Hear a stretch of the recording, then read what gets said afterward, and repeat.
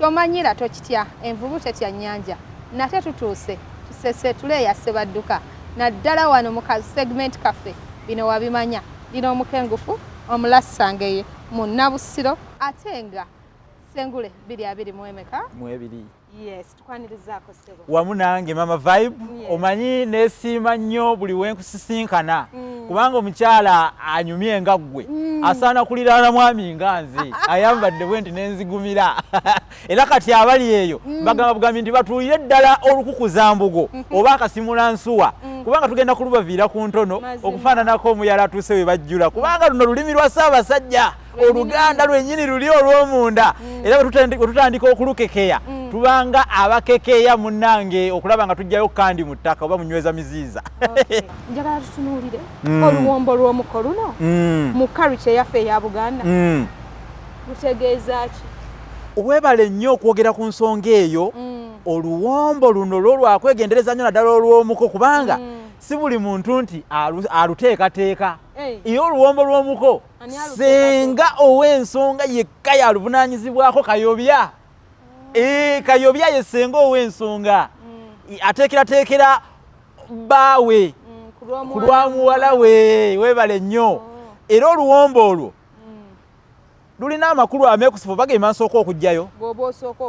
Oluwombo olwo mu Buganda baluteekateeka nga ekigendererwa eky'okukakasa ddala balabye ddala omwana mulenzi ono atwala muwala waffe anaasobola okunoonya muwala waffe mu nsonga ez'obufumbo ezeeri ez'ebuziiza eri y'otegedde omanye ebimu tubirekako mu ndeku eŋŋunda. Amakulu makusike nnyo si kulya buli luwombo ne mukomaawo amamba bavayo nga n'okwewana beewana twalidde empombo naye ng'oluwombo engeri gye yaluliddemu tematiza bantu baluteeseteese. Weebale nnyo kati y'ensonga lwaki baba baluteekateeka enkoko nkulu bagikwekera ddala. Era omwana ono omulenzi gwe omulenzi wenna agende okwanjulwa bw'oliremererwa okunoonya nkoko nkulu eyo okugiraba n'ogirya ne bagizuula nga bagireseemu bajja kukusekerera nnyo. Era ojja kuvayo nga bakusunga nga bakukimba nga bakubigula era nga beewuunya wa gye wakulira era nga beewuunya n'obweraliikirivu bakwate. Omwana omulenzi ono ajja kuba talisobola kunoonya muwala waabwe mu nsonga ez'obufumbo ng'ate kiteekeddwateekeddwa bagamba ani yamuteekateeka omwana omulenzi ono bw'aba nga tasobola kunoonya mwana munne muteekateeka nga bwe kirina okuba. Yaluteekateeka n'amakulu gaalwo.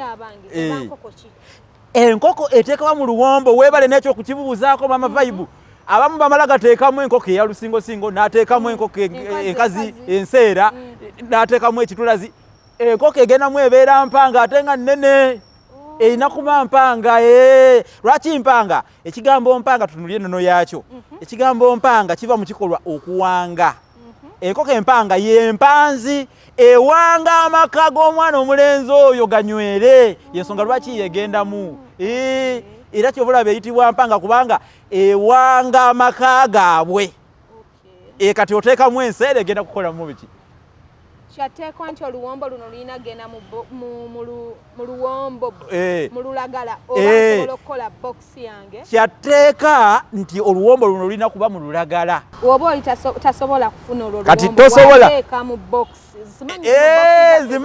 Nzimanyi tokkirizibwa wadde n'omulundi n'ogumu mu buwangwa bwa Buganda okuteekateeka enkoko y'omuko mu bokisi. Jjukira nti oluwombo olwo balumuwa lwonna. Kati kubamu akafaananyi ng'okutte bokisi namba ogitutte oyitadde maaso g'omuko agisumuludde. Kiki ekibaawo? Yensonga lwaki bakozesa lulagala ate mu nnono. Ekyennono tukkirize kijja kusigalawo nga kikolera ddala olw'ensonga wadde omulembe gukyuse. Abamu bayinza okugamba nti katumuteekere oba mu bokisi. Ojja kuba awo totambulidde ku nnono. Ate ffe twagala ekintu ekyennono mu buwangwa. Ate n'amakulu gajja kuba tegaliiwo ag'okuba nti nno enkoko ekwekeddwa mu bokisi tosobola kukwekamu nkoko nkulu. Akola bw'ati olugira ng'agigwako. Tuba tetujja kumanya kigendererwa kiri ekikwesa nkoko nkulu mu luwombo. Tubadde n'omukengufu MUnnabusiro ow'olulimi Oluganda omwami asinga okwagala ennyo Ssaabasajja Kabaka naye no nga sinaba muwerekereza omwami ono muwandiisi tuzze nga tubajjukiza tuzze nga tubalaga nti awandiika ebitabo eby'enjawulo ayina ebitabo ebirungi ddala era mu abaana abaddayo okusoma mwandifubye okulaba nga mufuna ku bitabo bino byanjawulo nnyo bya lulimi Luganda ate nga birina omugaso munene ddala Munnabusiro nsaba obanjulire bino ebitabo mpola ngenda kutandika n'ekitabo ekisingira ddala obunene Olulasange kino era kino buli musomesa yenna andaba njagala okukwebaza era buli Spark TV lwe munkyazaako funa omukisa ogw'enjawulo nti obubaka butuuka ku bantu abalala era ekitabo kino Olulasange yabalina amasomero mbasaba munkubire ku 078 599 343